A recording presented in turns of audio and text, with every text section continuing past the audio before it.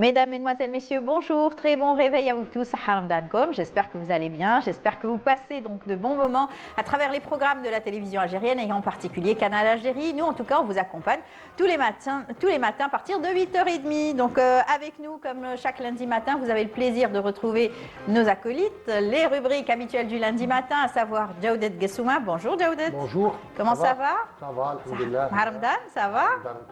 Super, parfait. Samira, je lui pose pas la question, je l'ai écouté hier avec Nour Houda. C'est pas vrai, bonjour Samira. Comment ça va? T'es en super forme.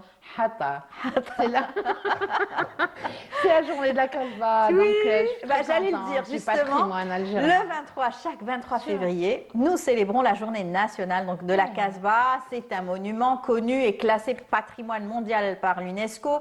Nous allons en parler aujourd'hui et surtout comment faire pour la préserver, comment faire pour aussi la visiter tout en la laissant impeccable. Nous allons beaucoup en parler ce matin. Jawdet va nous donner les grandes lignes bien sûr donc de l'actualité culturelle ici à Alger, un petit peu partout. Et bien sûr, il reviendra aussi sur la journée de la Casbah. Nous aurons également Yazid Aït Mahidine dans sa rubrique So. Aujourd'hui, il nous parlera de l'Aden, la Casbah. Au niveau de la Casbah, c'était connu, réputé. Donc, on va en parler. Probablement, on parlera aussi l'Aïrahmou. Donc, Sid Ahmed Serri, l'Aïrahmou. Tout à fait. Des voix en or. Des gens qui ont fait l'Aden. Tout à fait. Et on aura exceptionnellement aussi Flabnour qui viendra nous parler d'une très belle exposition donc, sur la Casbah au niveau donc, de Valence en Espagne. Une belle exposition qu'elle dont elle nous parlera tout à l'heure. Voilà, c'est tout le programme qu'on a choisi pour vous ce matin. J'espère que vous allez rester jusqu'à la fin, en tout cas jusqu'à 9h30. On va commencer avec une belle chanson qui va vous rappeler en tout cas des beaux souvenirs au niveau de la Casbah. C'est le groupe Zaïr qui reprend une belle chanson donc, de notre patrimoine. On se retrouve juste après.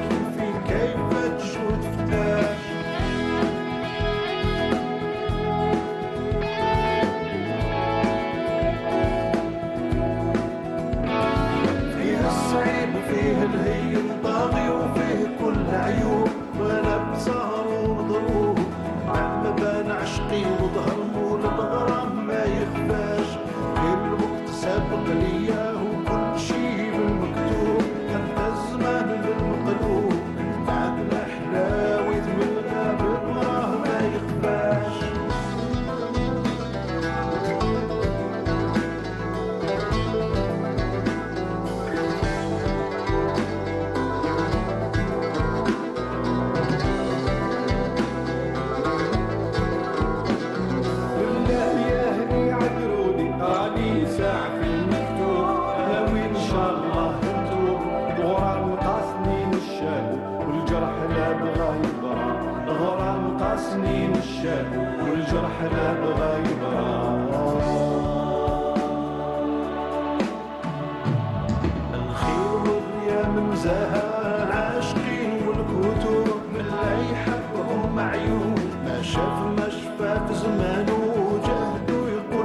عرفناش عشق والغرام دعاني بقيت بالهوى مسلوب عبيد صرت له مكسوب والغرام ما يتهنى حتى يصير فوق نعاش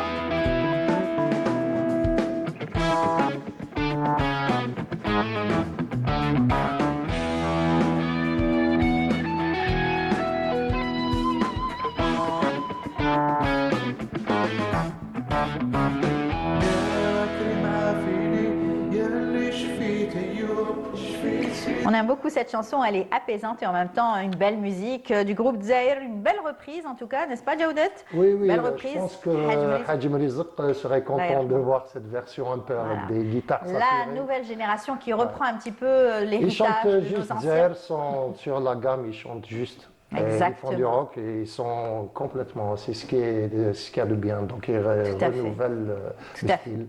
Samira, t'as apprécié aussi? Oui, oui. Parfait. Moi, j'ai même utilisé la musique du groupe Zahir quand je faisais du documentaire. Oui, oui, le reportage aussi. Tout à fait. On va commencer tout de suite avec Jawdet. On va commencer tout de suite avec la rubrique Eclectica. Et puis, on va parler un petit peu de l'agenda culturel, n'est-ce pas, Jawdet? On va tout de suite commencer avec toi. Justement, ce ramadan sera très éclectique puisqu'il va, sous l'égide des autorités, il a été décidé que ce ramadan sera culturel ou ne sera pas. Voilà. Parce que cette année, bon, la ville est éclairée de mille feux, toutes les grandes villes d'ailleurs. Et puis il y a une offre culturelle formidable, très différente. Donc on a cette année par exemple des rencontres religieuses, concours de récitation, pièces de théâtre, musique, et il y a tout simplement 400 offres culturelles juste pour la capitale. C'est-à-dire, c'est vous dire qu'il y a de quoi faire, même des rencontres sportives et tout ça.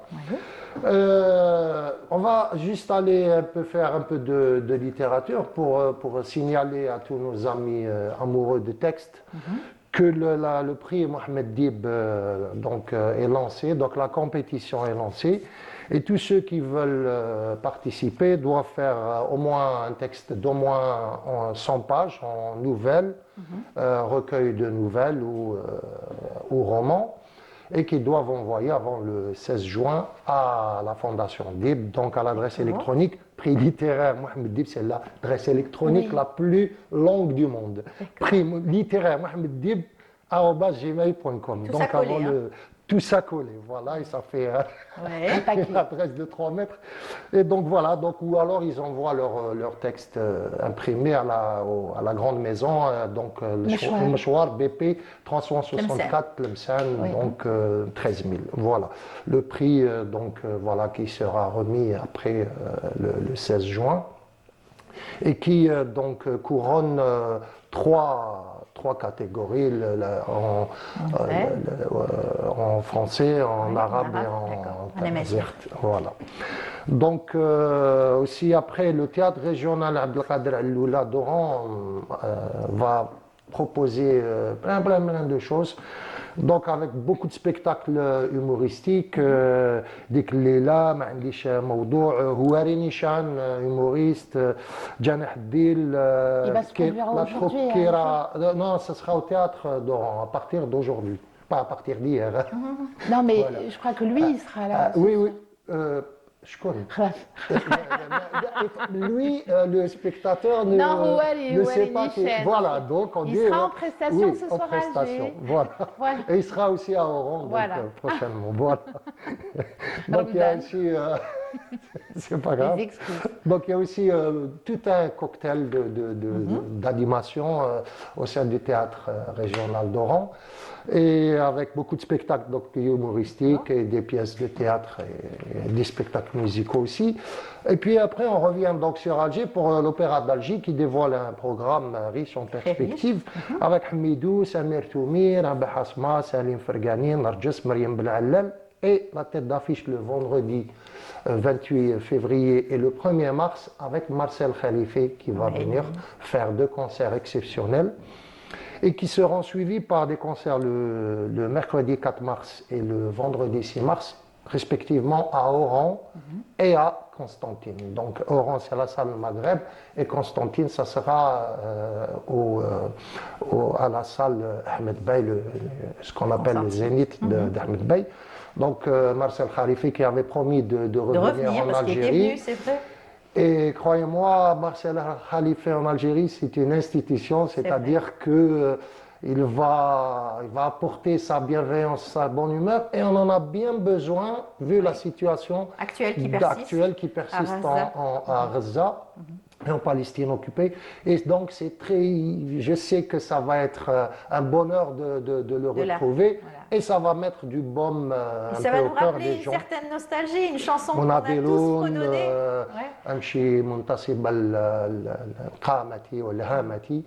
Donc, avec beaucoup de paroles de grands poètes. Donc, voilà. Donc, ce sera une très belle rencontre. Mais n'oublions pas qu'il y a aussi les autres avec Mbédour, Asma et tout, qui vont faire donc ça, l'opéra d'Alger. Voilà. Et les nuits du Ramadan au Théana aussi donc, se poursuivent avec des classiques qui ont fait, les beaux jours du théâtre en ce moment, avec Ahmed Arzak, qui a été titulaire du Grand Prix du théâtre professionnel il n'y a pas très longtemps, avec Janaz Tayoub. Donc Janaz Tayoub, qui est une pièce chorale qui va faire, elle va être jouée sur 4 représentations. Et on va se retrouver donc Zakia Karatarki, Abbas Riri le 27 février, Lila Boursali le 5 mars, Manel Gharbi le 7 mars, la troupe Tikou Bawin le 10 mars, Abdelkader Chaou, Zakia Karaturki, et puis la comédie musicale Khatem Zer, qui sera rejouée sur 4 représentations normalement. Et voilà, après il y a le 24 février un hommage spécial dédié à un grand homme de théâtre qui nous a quittés en 1973 sous les coups de service qui s'appelle le Mossad, donc à Paris. C'est Mohamed Boudia, un grand homme de théâtre auquel sera rendu hommage donc le 24 février. Voilà, puis des choses avec l'Arc, avec Sidi Ali Idriss qui va reprendre son émission de Gernata Amzghanna, où il y aura toujours un invité et bien sûr des évolutions de la musique, musicales. Voilà, en live, avec Myriam Ben Allal qui va clôturer la série de concerts de l'Arc au Théana le 14 mars. Le musée du Bardo donc, va accueillir aussi du 22 au 28 février. Il est déjà en train d'accueillir, à vrai dire, un festival du mapping. Alors, le mapping, c'est une projection d'images à travers la lumière et sur les façades du musée. Mais là, je crois savoir que ces jours-ci, il y aura aussi des installations immersives qui vont présenter des images. Ce ne sera pas juste la lumière ces jours-ci. On a vu la lumière et des motifs et tout, mais là, il y aura des choses plus immersives. Et du 24 au 26 février, il y aura aussi des workshops, des masterclass durant toutes les journées à l'École supérieure des Beaux-Arts. Donc, c'est entrée libre. C'est le même festival. Parce que ça, c'est organisé en collaboration avec le Bardo, le SBA et aussi le MAMA. C'est le MAMA qui est une structure mobile aujourd'hui. Il est fermé, mais c'est une structure mobile, donc il fait des activités avec les structures culturelles en état. C'est très bien. Donc ce festival du mapping, ça sera quelque chose de très féerique, quelque chose de vraiment magnifique, parce que le Bardo la nuit éclairé, avec ces images disposées, ce jardin, c'est très très très beau. Très beau à voir. Je pense que même les familles seront vraiment ravies de voir ça. Le Palais des Raïs aussi, donc avec un programme très patrimonial, avec l'Inchad, la troupe Samar de Gardaya qui va présenter donc, durant ce mois des choses très thématisées sur l'Inchad, mais aussi sur le Bokala, des soirées nocturnes avec de la musique algérienne, donc du Chabi, en veux-tu, en voilà. Les amateurs de Chabi. En plus, il y a un bon petit café petit café qui, regardez, qui est face à la mer, c'est formidable. Bastion 23. Je connais pas. C'est un scoop. connais Donc, pas. Toulouse, Moi, je vais au café du Petit Palais. Hein. Sabsa, Blouze avec la pâte, un machin de dur. Ah, moi, je vais au café du Petit Palais. Le café du Petit Palais, on peut jouer aux échecs, on peut Malakoff, faire non, plein il y a des soirées musicales. Le Malakoff a été restauré depuis Voilà. quelques temps, donc c'est devenu un endroit plus ouvert aux dames d'ailleurs, et donc très visité. Oui, oui, Je suis toujours allée, oui, voilà. pas un problème. Là, ouais, ce n'est pas transgressif aujourd'hui pour les femmes d'aller au Malakoff. Bien sûr. Donc c'est ouvert, c'est très accueillant aussi, Il y a des avec soirées- beaucoup de soirées chabiques. Chabi, voilà. Donc, si vous voulez Kashfel Al Bouqala, il y a le Aqdi, Bastion 23 parce que Aqdi, voilà, Au Inch'Allah, place. Aqdi, t'as ça. Et donc, voilà, il y a il y a aussi des soirées spéciales Bouqala. Donc, oui, après, il y a Tizi Ouzou, la maison de la culture de Tizi Ouzou, un programme aussi d'animation très varié avec beaucoup de musique, littérature, poésie, chant, théâtre, cinéma. Et ce programme s'étalera donc du 21 février en cours au 15 mars. Donc, ça sera L'occasion. tout éclectique d'ailleurs, comme notre Rubrique. rubrique l'indique. Et voilà. Donc, je voulais aussi, avant de terminer sur la Casbah, rendre hommage à deux lycéens, Ben Saad Abdallah et Ben Saad Mariam, du lycée Abdelrazak Bouhara, qui ont un prix, qui ont remporté le concours équipe d'or pour les 13-18 ans, partageant l'exploit avec le Yémen. C'est la programmation organisée par, c'est la semaine arabe de la programmation, donc informatique. Organisée par l'Organisation arabe pour l'éducation, la science et la culture, à l'ESCO. Cette compétition a rassemblé quand même 18 pays, donc 18 pays arabes, autour du thème intelligence artificielle et programmation au service de la culture arabe. Donc c'est pas mal pour nos deux lycéens qui portent comme par hasard le même nom de famille et qui sont dans le même lycée. Oui. Ça, c'est quand même C'est des quelque chose homonymes. Ça peut être aussi frères et sœurs, il n'y a pas de souci, je crois que c'est le cas. Donc voilà, et puis là, on célèbre donc, à partir d'aujourd'hui la journée de la Casbah. Donc il y a des manifestations dans toute la Casbah, aux grandes dames de Samira qui estiment que la Casbah n'est pas suffisamment restaurée. Elle va nous en parler d'ailleurs. Peut-être que sur les 20 ou 30% qui ont été restaurés, je peux vous rassurer quand même. Voilà. En direct, comme ça, elle ne pourra pas répondre. Les accusations, Agda. Il la taquine de bon matin. Voilà.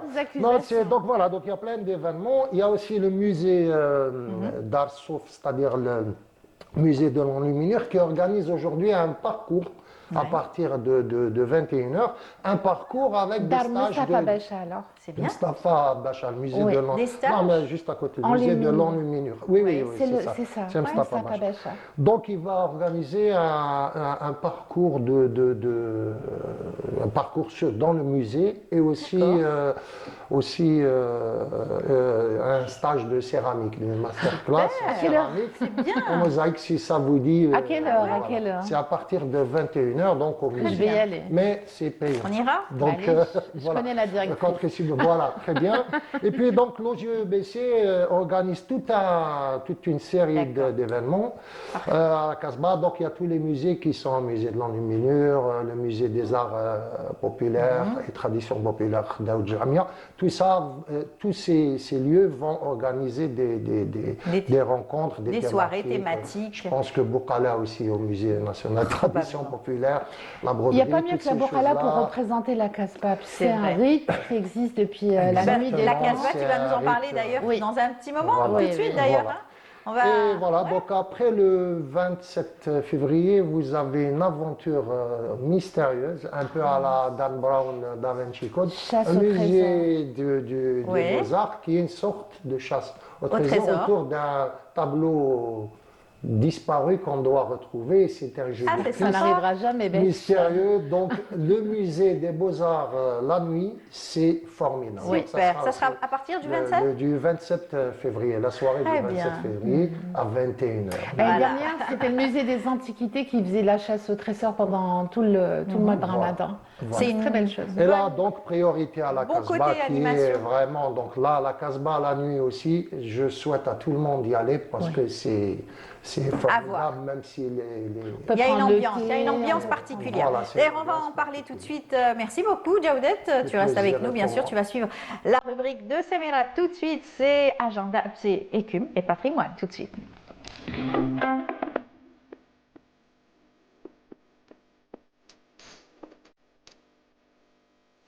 Samira, c'est ton tour cette fois-ci. Tu vas nous faire visiter la Casbah à travers une mosquée déjà. Alors, pas que, des musées beaucoup plus. D'abord les musées, même si les mosquées sont dans le périple. Il y a un circuit à faire, il y a un circuit qui est proposé par les guides quand on arrive à la Casbah. Le mieux, c'est d'arriver par en haut, Bab Jdid, tout près de Sorkadji, là où il y a la statue de Bolorin, donc fondateur de la ville d'Alger, voilà, Ibn Ziril, Ibn Muzrna, voilà le représentant. Il est au milieu, il y a Sorkadji. C'est vrai. Sorkadji qui est la prison Barberousse anciennement, qui doit se transformer, Inch'Allah, bientôt en musée. Pourquoi? Parce que ça reflète, d'abord c'était le vinaigre, hein, c'était ça, Dar al-Khal, exactement. Et ensuite parce qu'il y a un passé douloureux, triste, celui de la colonisation, des Algériens qui ont été emprisonnés, ceux qui ont été exécutés dans cette prison. Donc il est impératif qu'elle reste pour la mémoire et l'histoire. Et c'est le cas de la Casbah, parce que la Casbah, c'est le cœur battant de... Sans la Casbah, il n'y a pas d'Alger, en fait, d'El Jazair, en tout cas, Mahroussa. C'est vrai qu'avec la colonisation, il y a eu de l'expansion, et après l'indépendance, bien sûr, aujourd'hui, c'est une capitale digne des plus grandes capitales du monde, puisque nous avons des routes, des autoroutes, nous avons tout ce qu'il faut de représentatif dans ce sens. Mais on a cette histoire qui est le cœur de l'histoire de la ville, en fait, qui est d'abord la vieille Médina, qui s'arrêtait juste à la limite de la mosquée Sidi Ramadan, et ensuite, à partir du XVIe siècle, elle a pris de l'expansion, on va dire, du sommet jusqu'à la pointe, avec l'arrivée des Ottomans. Parce que juste en intramuros aujourd'hui, pas extramuros. Au ministère de la Défense actuel, c'est-à-dire c'était le FAS, qui ont pris les limites, vraiment, on était vraiment... Alors moi je pourrais dire de ce côté-là, il y avait exactement deux forts l'empereur en fait, il y avait des forts à l'extérieur, mais il y avait aussi ceux qui étaient venus à la chute de Grenade, comme ce qu'on appelle les d'où une architecture à patio, parce qu'on a tendance à trop mettre ça sur le côté... Dans la vieille Médina, il y a mais c'est vrai qu'ils sont arrivés d'Andalousie, puisque quand vous voyez le patio, les jets d'eau, les colonnes torsadées et tout, c'est la trace qui reste visible à ce jour, c'est les Tagarins. Les Tagarins, c'est une tribu qui s'appelait Tagrin, qui est arrivée d'Espagne et qui s'est installée. On les laissait travailler pendant la journée dans la Casbah, mais sinon, ils habitaient en dehors.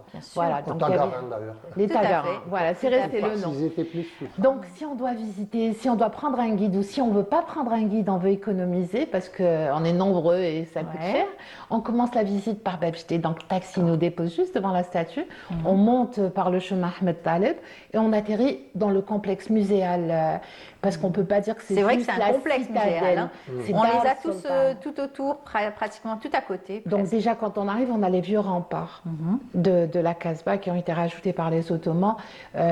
Ensuite, on monte, Sorkadji est sur la droite, on arrive déjà, on peut voir le palais du Dey. Il est fermé, il est toujours fermé, il est en restauration depuis quelques années. Le harem qui est derrière, cette route, c'est les Français qui l'ont, c'est pendant la colonisation, ils l'ont tracée en la traçant. Malheureusement, ils ont détruit jardin qui avait, je crois, il y avait un jardin des autruches. Enfin, il y avait, ils vivaient dans le luxe et la beauté, l'esthétique. Il y avait des fontaines. Tout ça pour dire que sur la gauche, il y a la poudrière qu'on peut visiter. On a vu les images passer. C'est un endroit qui a déjà explosé Pourquoi? Parce que c'est une fabrique d'armes, hein, réellement. Et on peut voir, quand on visite la poudrière sur la gauche, qu'il y a du verre.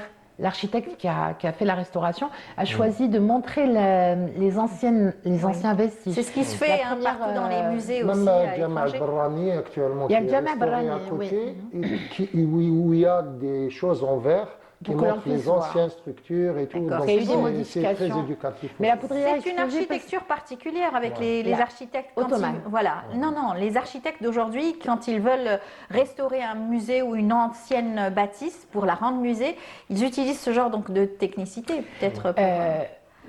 Les restaurateurs, qui sont archéologues à la base, ou en tout cas spécialisés dans la restauration, doivent faire un marquage.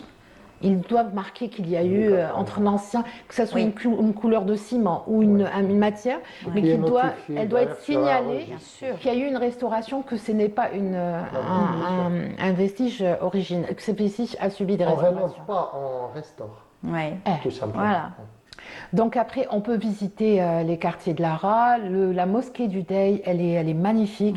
Elle est très spéciale, d'abord à cause de son lustre, et puis ses mosaïques. Ses plafonds. Et puis elle a quelque chose de très particulier quand on est à l'intérieur, surtout si on a la chance de se retrouver seul à l'intérieur, c'est qu'elle a une acoustique parfaite. D'accord. C'est une coupole qui Waouh. Voilà, et ensuite on a escalier de marbre, c'est typique. Avant, sur cette porte, sur la porte du palais du Dey, il y avait une chaîne. Et tous ceux qui se sentaient menacés ou en danger pouvaient s'accrocher attraper cette chaîne, en fait, et demander la protection du Dey d'Alger, voilà, du souverain. Voilà, en demandant, en criant en justice de Dieu, il était sûr que les janissaires lui offraient sécurité, donc protection pour qu'il ne soit pas. Donc il y a plein de légendes qui accompagnent la Casbah d'Alger, plein d'imaginaires qui est valable jusqu'à aujourd'hui. Les gens qui viennent de partout suivent d'abord le périple imaginaire, ce qui s'est passé à partir du XVIe siècle, peut-être même avant avec la fondation de la ville, la vieille Médina. Représentée par quelques vestiges, notamment la mosquée Sidi Ramadan. Et puis on prend le chemin, on passe par Khaled Mahiot le menuisier. L'ébéniste, c'est l'un des rares ébénistes qui reste aujourd'hui. Travaille toujours les vieilles portes. Une très belle photo à visiter et une très belle terrasse. Et Moucharabier aussi, probablement. Oui. On monte de chez lui pour prendre. Il y a une terrasse maintenant, il a fait un café parce qu'il y a trop de monde qui vient. Exactement. Donc, il a un livre d'or. Hein, il y a un livre d'or où il y a des grandes personnalités de par le monde qui sont passées chez lui.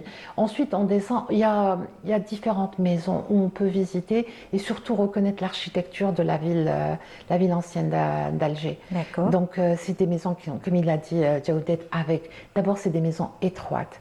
C'est des habitations qui ne donnent pas vers l'extérieur. C'est des habitations qui ont survécu pour la plupart parce qu'elles étaient vers l'intérieur, vers alors, sobriété dans un premier temps, puisque l'extérieur, il n'y a rien du tout. Une fraîcheur. On appelle ça des rbous. La petite fenêtre qui donne sur la rue pour savoir qui vient toquer en toc à la porte avec le tap-tap. Oui. Le heurtoir. Voilà, J'ai réussi à le voilà, trouver. je le cherchais. Ouais. Le heurtoir et en Le arabe, heurtoir. c'est... Ensuite, on a une fontaine ou un puits. Dans toutes les maisons, il y avait un puits.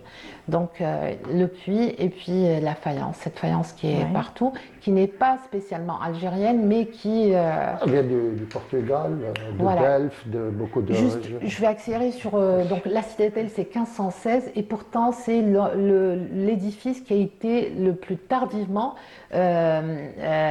transformé en musée, puisque c'est en 2020, puisqu'il a ouvert en 2020. Sinon, on a Dar Daoud, qui est Dar Daoud Lamia, qui est le musée des ATP, donc des arts traditionnels, populaires, qui a été construit en 1570, mais qui a été classé en 1962 par l'Algérie, par le ministère de la Culture de l'époque, comme premier musée, parce que l'État avait la volonté de reprendre les arts traditionnels algériens. Voilà. et non pas indigène, non pas selon la conception coloniale.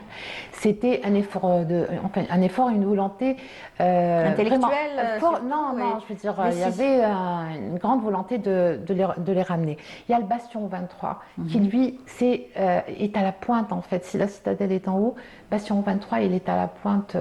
Qu'on appelle aujourd'hui le palais des Raïs. Voilà, le palais des Raïs. Oui. Qui s'appelait le Palais des Raïs, qui a été transformé en bastion 23 plus tard, et qui lui ouvre les bras à la mer. Oui. Rappelez que celui d'Ar Mustafa Bacha est un musée dédié à la calligraphie et à l'enluminure. On peut le visiter surtout parce qu'il y a 1 demi-million de faïences différentes, anciennes, de multiples destinations. Le musée maritime aussi, qui est le premier port d'Alger. Parce que l'ancien péon, d'ailleurs. Tout un beau complexe muséal qu'on invite les téléspectateurs à visiter, qui est celui de la mémoire, celui de la bataille d'Alger, bien sûr. C'est la maison de Ali Lapointe, qui est aujourd'hui à la rue aussi, mais qui s'appelait la rue Abderrahmane. Voilà, là où il y a eu la rue des Abderrahmane. Là où en 1957, Ali Lapointe, Hassiba Ben Bouali et Mahmoud n'a pas voulu se rendre d'ailleurs. Bouhamidi, exactement, ont été explosés par l'armée coloniale. Voilà. Donc c'est des lieux qu'on peut visiter tout le temps. On termine. Je peux donner deux rendez-vous s'il te plaît. Alors il y a aujourd'hui à 10h30 à la Citadelle une rencontre sur le patrimoine et la mémoire à travers le patrimoine sous des aspects socioculturels et aussi architecturels. Et puis un très bel événement le 5 mars, c'est à 21h30 à Dar es Salaam. C'est un événement, Dar es Salaam c'est la maison de la paix créée par Khaled Ben Tounes. Il y a une librairie, elle est très belle, c'est une architecture ancienne restaurée et il va y avoir une rencontre spirituelle et de partage, de générosité. Dar es Salaam accueille la communauté chrétienne le 5 mars, donc c'est jeudi à 21h30. Parfait. Donc c'est les chrétiens qui viennent célébrer le ramadan. D'accord. Merci Samira. Merci Jawda. Juste pour dire, tu as parlé du heurtoir, on appelle ça Darb al-Nah. Voilà. Merci Samira. On continuera à visiter la Casbah à travers donc nos rubriques donc tout de suite, juste après ce reportage. C'est un reportage signé Lamia Bedbouda qui nous fait découvrir l'ambiance qui règne au niveau donc de la Casbah en ce moment à l'occasion de Ramadan et du côté de la mosquée Safir. On se retrouve juste après. Au cœur de la Casbah d'Alger, Jama' Safir a traversé les siècles. Construit à l'époque ottomane, ces murs y ont vu défiler de grands théologiens et savants.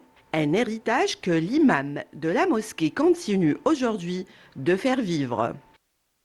Masjid Safir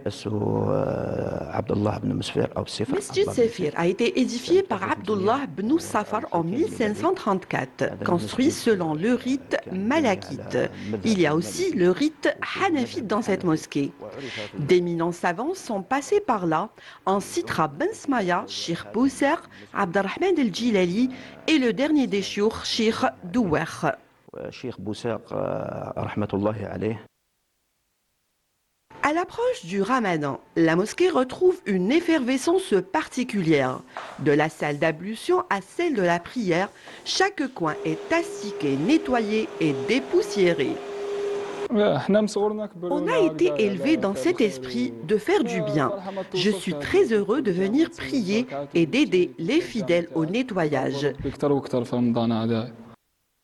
Aussi, parmi les fidèles, Moussa, un enseignant du Saint-Coran à l'école coranique Sidi Bougdour.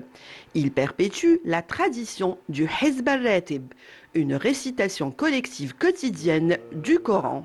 الذين آمنوا كتب عليكم الصيام كما كتب على الذين من قبلكم لعلكم تتقون. القرآن يحفظ على طريقة L'apprentissage du Coran se fait selon Tariqat al-Azraq, Riwayat Warsh.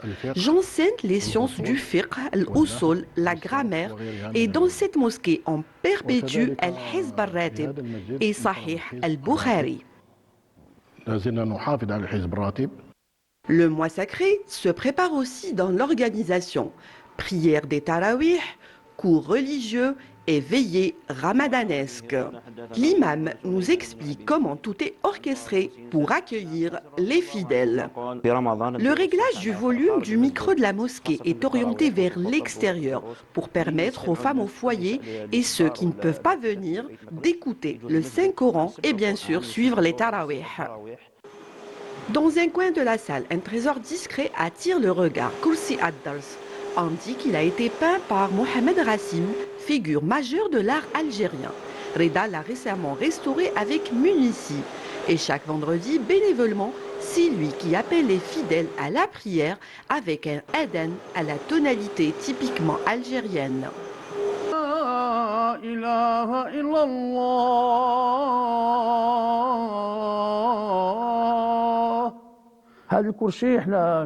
Je suis parmi les fidèles et j'ai eu le plaisir de restaurer cette belle pièce qui était peinte en vert. En brûlant cette chaise, on a découvert ces belles ornementations qu'on a repris dans les moindres détails, car c'est l'œuvre du grand peintre Mohamed Rassim.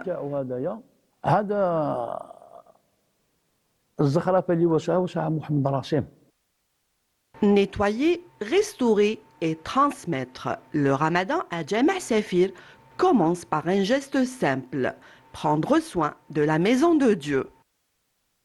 Voilà un très beau reportage où on voit bien sûr toutes les mosquées ont été nettoyées, préparées pour accueillir bien sûr Sidna Ramadan. Eh bien nous allons parler avec Yazid et Fella qui sont déjà en place pour nous en parler. Yazid, bonjour. Bonjour. Comment vas-tu? Ça va, béni soit Hamdan. votre journée, Inch'Allah. Tout à fait. Fella, bonjour. Bonjour Amel. En forme? Ça va? Pour un lundi?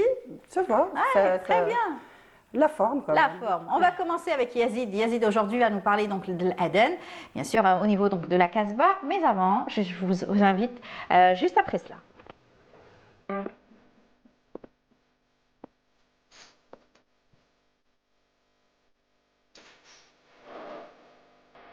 La rubrique So de Yazid, comme chaque dimanche en général, mais aujourd'hui c'est lundi qu'on a le plaisir de te retrouver. Tu as voulu justement marquer cette journée pour parler donc de la Casbah, de la journée nationale de la Casbah avec... Oui, en fait, d'ailleurs, dans Sidi. le sujet de l'Amir Ben Bouddha, qui est un sujet vraiment très très intéressant par rapport à la mosquée Es-Safir, Safir. on a eu une idée sur ce que c'est que le Adhan à Alger, spécifiquement, c'est-à-dire Voilà. dans le vieil Alger, comment Dans la tradition. comment le muezzin donc appelé à la prière. C'était des voix qu'on choisit, c'était pratiquement on peut dire il y avait des auditions en fait. C'était vraiment vrai. très très intéressant. Et puis il y a le profane qui se rejoint au sacré. En fait, comment par exemple la musique andalouse elle a été perpétuée, c'est parce que le Moudjouidine ou le Qassadine ou ceux qui psalmodiaient le Coran le faisaient selon des normes sur Une trame. sur une trame, sur une gamme vraiment qui respectait les mouvements de Nouba en fait. Et parmi eux, Mahidine Ahmed. Bechtalzi. Mahidine Le Bechtalzi, premier aussi. qui lui, donc en fait, il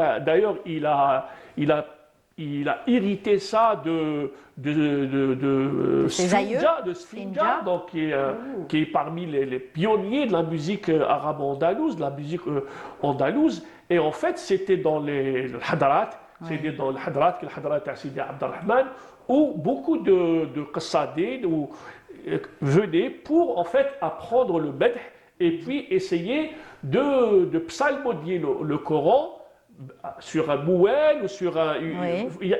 Non seulement ils avaient une voix, pratiquement Magnifique. une palette vocale irréprochable, une tessiture très particulière, en plus ils maîtrisaient, ils avaient la technique. C'est vrai. Donc, C'est vrai. nous allons écouter juste un petit passage Bechtalzi d'abord. du Adhan d'Alger Ouais. de Mahidine Bechtalzi, Allah yarhamou. Allah yarhamou.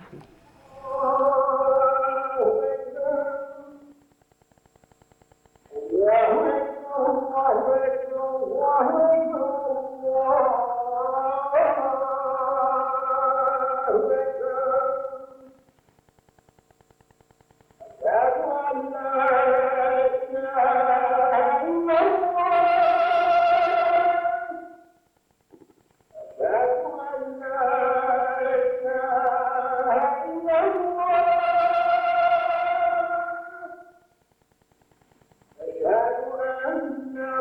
Magnifique. Hein? Oui, en Ouais. fait, c'était le Aden de la région d'Alger, de Mahidine Bechtazi. En fait, il y avait avant, il y avait l'école malikite et l'école hanafite.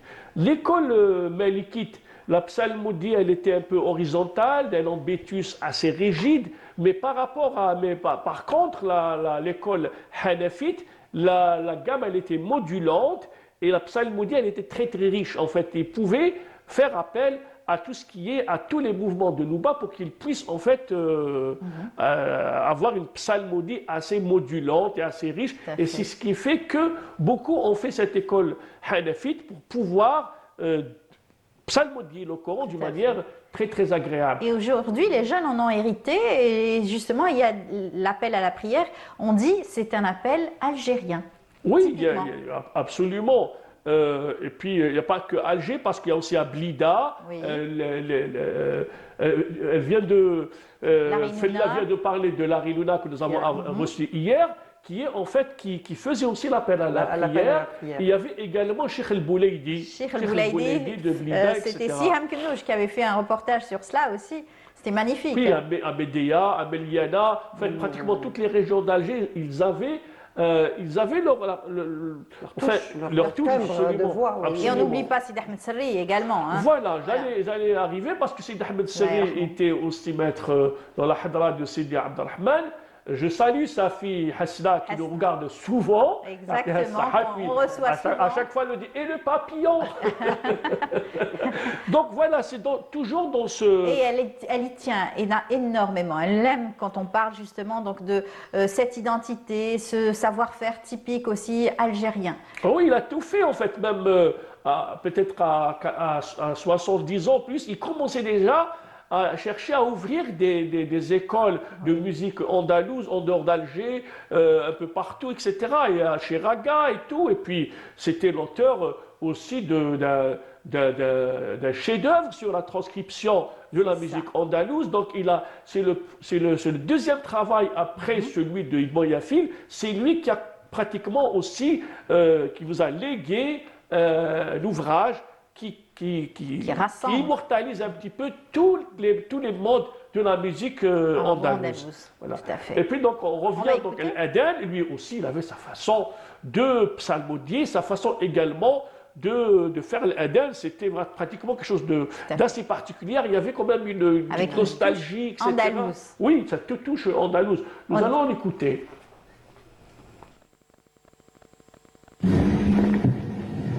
الله أكبر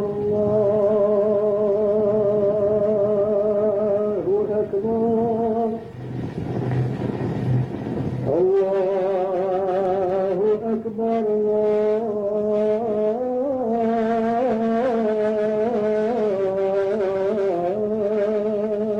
الله أكبر أشهد أن لا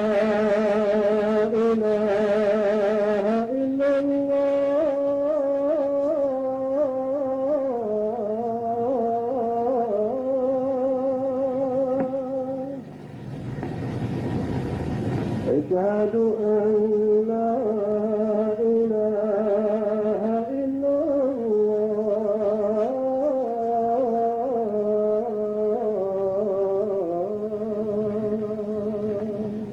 Oui, on est bien transporté vraiment dans cette nostalgie, dans ce vieil Alger, vraiment où il y avait pratiquement, quand on voit même le sacré, on lui donne une importance vraiment très très particulière et on voit comment ça module, comment c'est très agréable d'écouter cet Aden. Exactement. Voilà. Et qu'on retrouve aujourd'hui chez certains mueddins. C'est apaisant. C'est apaisant. Oui, c'est apaisant, oui. À Jami al-Jazair, on écoute aussi quelquefois des mueddins qui reprennent ce genre aussi, donc l'appel à la prière. Il y a un travail qui se fait, il y a des associations qui essayent d'immortaliser ce type de Aden. Notre collègue Ahmed Ghassan fait un travail énorme dans ce sens pour la préservation. Salim Dada qui avait fait toute une thèse sur cela, sur l'appel à la prière aussi, oui, c'est dans ces modes. Oui. je pense même dans la musique classique aussi, Jean-Michel Jarre rappelle aussi, pas Jean-Michel Jarre, Jean-Sébastien Bach, qui a également parlé de ce mariage entre le profane et le sacré. Il rappelle aussi que c'est grâce au sacré que la musique, que le profane s'est accaparé un petit peu de toutes ces gammes, de toute cette musique, de cet ambitus qui n'est pas rigide. C'est une musicalité. Oui, absolument. Et puis nous terminons avec Hassan Saïd, un grand chanteur Chabi également, qui lui aussi il a sa façon assez particulière de donner l'appel à la prière.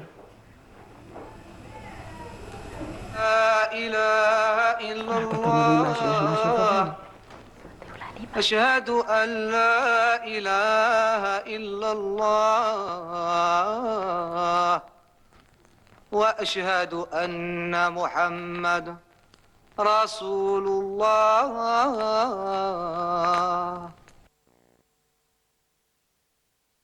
Oui, magnifique voilà. aussi. Donc, il y a beaucoup d'autres. En fait, ils étaient chanteurs, mais ils ont commencé déjà leur carrière dans le sacré. Il y a beaucoup de chanteurs, ils ont commencé Mohamed Lamine, il y a beaucoup de chanteurs qui ont commencé dans le sacré. Il y a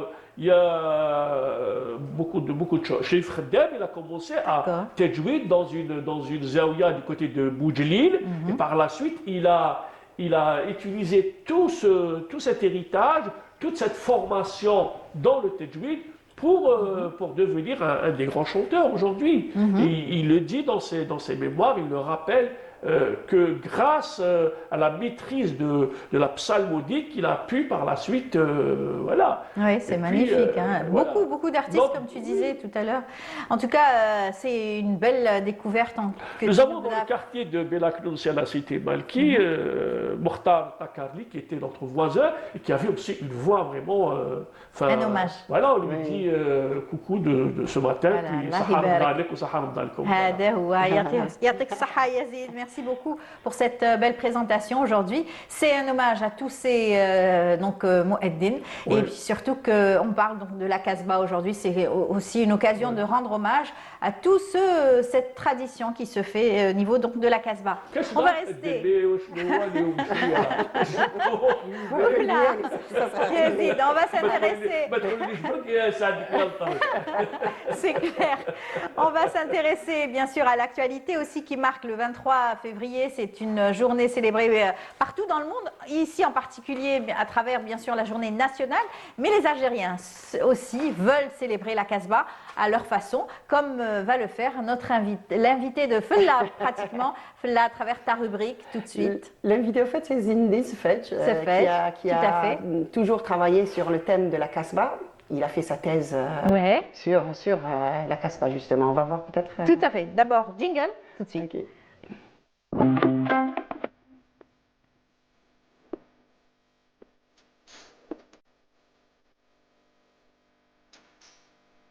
Les Algériens du monde restent toujours très imprégnés par leur culture, n'est-ce pas? Les Indies Fedge en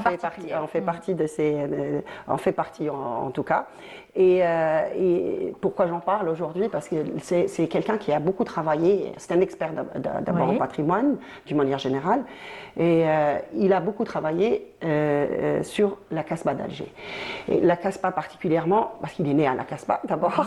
D'accord. Il est natif de la Casbah, mais pas que. Il a fait sa thèse aussi, son doctorat sur plutôt la Casbah d'Alger. Et donc pendant ses études, les années 80, ou vraiment vers la fin de son cursus, il a pris beaucoup de photos, c'était les années 80, sur la Casbah, et c'est ce qu'il a exposé pendant cet événement à Valence, où il avait mis en avant toute cette architecture d'abord, mais tout ce qui tourne autour de la vie à la Casbah. Pas uniquement les murs, mais c'est la vie à la Casbah. Donc tous les artisans qui font vivre... Gravitent, tous les acteurs qui gravitent autour de la Casbah. C'était le thème de cette exposition qui s'est tenue le mois de novembre dernier, en Valence. 2025 à Valence, et qui doit aussi faire un tour en Europe, normalement. Vraiment, le programme, je ne l'ai pas encore, mais on va informer. Je me rappelle quand tu l'avais annoncé Voilà, au moment vous où travaillez sur la préservation du patrimoine. Absolument. Pas uniquement la Casbah en tant qu'architecture, mais comme vie aussi. Voilà. Il y a une vie intense dans la Gravite Casbah. autour. C'est Tout à la fait. seule Casbah où ça vit encore, où il y a une présence, il y a Absolument. C'est magnifique. Oui. Absolument. En plus, il a mis ça sur les nouvelles. Enfin, il a utilisé les nouvelles technologies.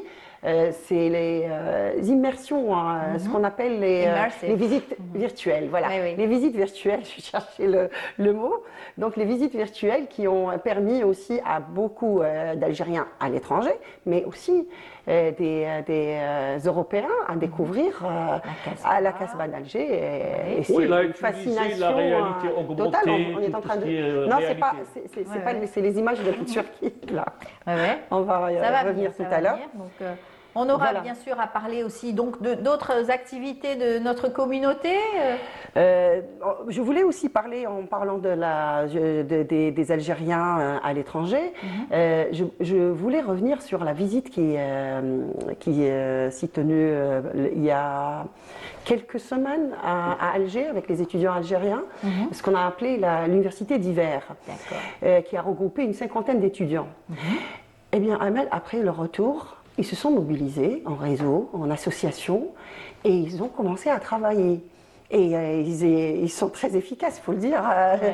Ils sont revenus très motivés après la visite. Ils ont pu visiter à Alger plusieurs entreprises, plusieurs institutions de l'État. Ils ont fait, c'est grâce au secrétariat d'État chargé de la communauté nationale à l'étranger, il faut le rappeler. Et donc, ça leur a donné des idées à monter des ça. entreprises et tout. il y a eu une connexion d'abord parce que les étudiants sont venus d'un peu partout. Ouais. Donc il y a eu une connexion, plusieurs spécialités, enfin il y avait beaucoup plus, il faut le dire, l'intelligence artificielle qui a remporté, L'IA. bien sûr, l'IA qui C'était des masterclass sans doute et des en haut de l'affiche. TD. Oui. Et aujourd'hui, ils font des travaux Mais il y avait pratiques. HEC, il y avait aussi des spécialités dans les finances et autres spécialités. Donc au retour, ils se sont mobilisés. Il y a deux associations déjà qui ont émergé. qui ont émergé. Même plusieurs, même en Italie, il y a eu une autre, en Belgique aussi une association. On va parler de la Turquie, où l'association des étudiants algériens en Turquie qui a organisé, déjà ils ont commencé à organiser des activités, donc qui a organisé un grand événement autour du patrimoine algérien. Voilà. Et il était question aussi de la Casbah. On voit les images là de cet événement qui s'est déroulé dans une bibliothèque qui date de... C'est un édifice historique de 1771, je crois. Ah, oui. Oui, qui s'appelle la bibliothèque Rami. C'est une ancienne caserne de l'époque ottomane. Très bien. Et donc, il était question d'histoire, de patrimoine, même de sketch humoristique. Et voilà, donc ça a regroupé, ça a intéressé beaucoup les Turcs surtout. D'accord. Et beaucoup ont programmé leur visite en Algérie. On va écouter le Wahrani, qui est plutôt chargé des relations extérieures, qui va un petit peu parler de cet événement, de cette mobilisation des étudiants. Voilà, et puis bien sûr, il y a eu cette fameuse éloquence, des jeunes qui ont pris la parole pour chacun, probablement aussi, Oui, qui ont pour parler de l'Algérie, bien sûr, oui. et pour expliquer un petit peu certaines choses. le côté historique, le côté des costumes, patrimoine. ils ont exposé des objets artisanaux et de la gastronomie. La gastronomie, c'était... Et donc, on va le voir tout de suite, formidable. les premiers intervenants. On y va. المبادرة Cet événement inclut le renforcement de la présence culturelle des Algériens à l'étranger, ainsi que le renforcement des ponts de communication et d'échanges culturels entre les peuples algériens et turcs. On a eu un retour très positif des visiteurs qui ont tous exprimé leur admiration de la culture algérienne et souhaité visiter l'Algérie. L'Union des étudiants algériens poursuivra ses efforts pour organiser d'autres événements culturels et scientifiques qui renforceront. Voilà, c'était Donc bien ça. c'était plutôt Wahrani Mohamed Ibrahim, chargé des relations extérieures de l'association de l'Union des étudiants algériens en Turquie. Une autre association est aussi dynamique, qui est présidée par une jeune fille, une jeune étudiante qui s'appelle Shahinaz Aoudia.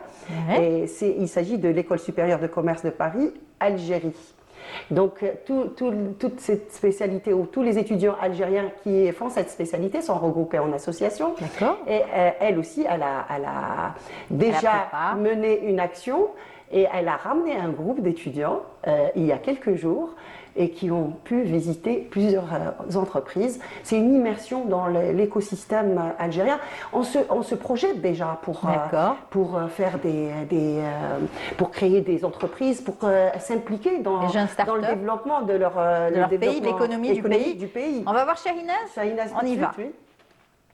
Bonjour, je m'appelle Shahinaz Aoudia, je suis présidente cofondatrice de ECP Algérie. ECP Algérie se donne 3 principales missions. La première, c'est de représenter l'Algérie dans l'une des plus grandes institutions.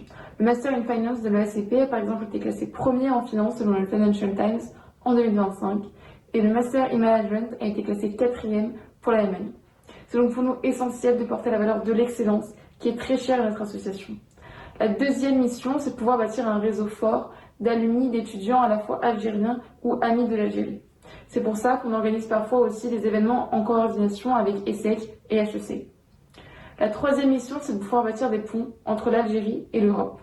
Et dernièrement, notre très grand projet a été notre voyage d'immersion en Algérie pour comprendre de l'intérieur les dynamiques que suit aujourd'hui le pays. Et ce qu'on retient avant tout de ce voyage, au-delà de l'accueil chaleureux que nous avons eu dans toutes les entreprises et avec toutes les personnes que nous avons rencontrées, c'est surtout les opportunités et les perspectives que connaît l'Algérie. Et c'était donc pour nous essentiel de comprendre et d'apprendre avant de devenir des acteurs de la transformation que connaît aujourd'hui notre pays.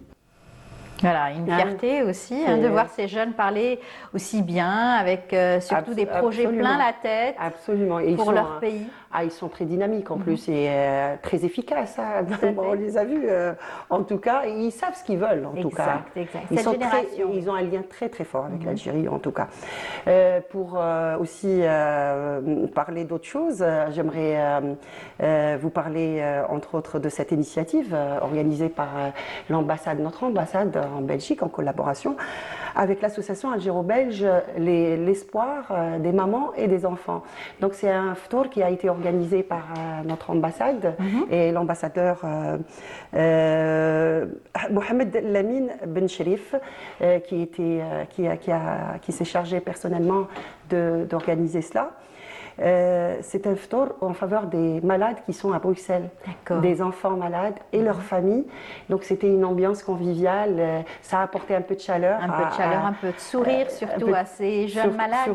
Surtout. Et donc pour dire aussi que les associations, d'autres associations dans d'autres domaines, des associations algériennes sont très très actives pendant ce mois, notamment pendant ce mois de Ramadan, donc qui est placé sous le signe de la solidarité, fraternité et l'entraide, voilà, et la bienveillance surtout.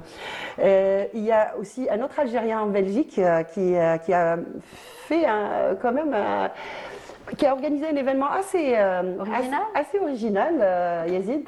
Il s'agit de... Oui, Boubkar Habsi, qui est un artiste peintre. Il était déjà au début auteur-chanteur que nous avons reçu. Il avait en 2020, je pense, une exposition au Palais de la Culture. Et là, il revient avec une autre exposition. Dans la région Et récemment, il a fait une exposition à la mosquée de Paris également. Donc, je pense au mois de Sa particularité, c'est qu'il avait fait donc, dans une gare, je pense, ou d'un métro. Il a une fresque. Il a une grande fresque Timimoud du côté d'une des gares du métro de Bruxelles. Là, en tout cas, dans la ville de Etterbeek, c'est ça, Etterbeek. Ah, voilà, Etterbeek, elle s'appelle. J'espère que j'ai prononcé bien le nom de la ville. En tout cas, dans cette ville, il a organisé une exposition intitulée Contes de mon enfance. Ouais. Et il était question de tous ces contes de notre patrimoine. C'est en faveur des enfants, mais pas que, hein, il y a les grands aussi. C'est familial en tout cas. C'était les parents et les enfants qui découvraient un petit peu ce patrimoine aussi de contes. Et il est très riche. Oui, il est très imprégné de son enfance et ses origines. Et vers la fin de l'expo, les enfants prenaient des photos avec les personnages de ces contes. Et c'était vraiment très attractif. Oui, il y avait un peu une immersion dans le patrimoine et les contes kabyles aussi. Voilà, tout ce qui est les marchés, la campagne, le labourage, la maison, tout le tissage. Voilà. Bon, c'est en tout cas, une de mosaïque. belles toiles, de belles... On est arrivé à la fin. Voilà, on a tout dit, j'espère qu'on a tout dit avec toi, Fella. Merci beaucoup. Oui, on se retrouvera dimanche prochain. Peut-être une dernière. On n'aura pas le temps. On n'aura pas le temps. Merci beaucoup, Fella. On se retrouvera dimanche prochain. Merci. En tout cas, on aura l'occasion d'en parler la semaine prochaine. Merci beaucoup. Yazid, merci. Merci. À dimanche prochain également. Oui. On n'oublie pas, juste après le bonjour, vous retrouverez donc l'instant matin avec Marie Moussahid. Quant à moi, je vous dis à la semaine prochaine. Et puis, vous retrouverez bien sûr tous les bonjours d'Algérie à partir des stations régionales dès demain. Il y aura donc Constantine. Puis, en tout cas, on vous dit Sahar Mdankom. Et à très vite. Au revoir et bonne journée.